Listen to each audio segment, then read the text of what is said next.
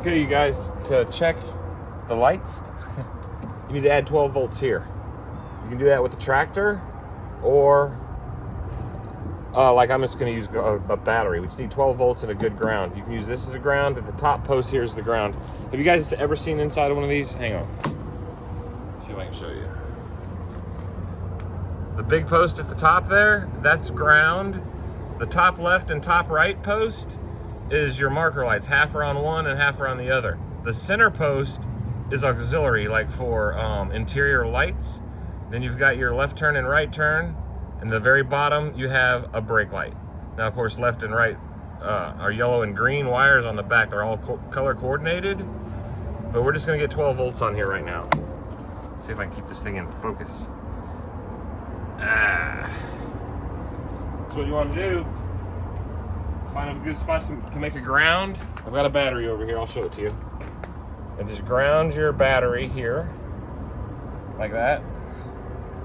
Or you can put a 7-way in here with wires hanging out that you can put your power to. We're just gonna light up all the marker lights. So it's gonna be the top left and the top right. One of them will operate all the lights. They've got a light out here. All right. Then, see the wires, 2 wires. Come over here to a battery and put one on the ground. Put the other one on positive, like that. See the little sparks? And now we should have lights. Of course, that one's out as it was rode up. This one's half out and half burning, but it's in good shape. All of them are coming on. I've already made the trip around.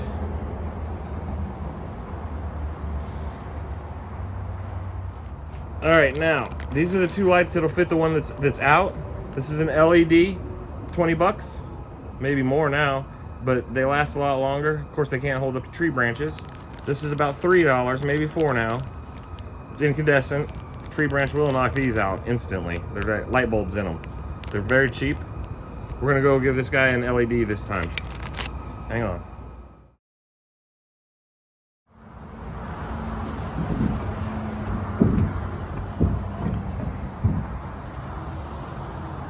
Little ears here. These are very easy to replace. Got a truck stand on. Pop them out of the little ears. And now we'll find out if we got power to the wire. This is an LED.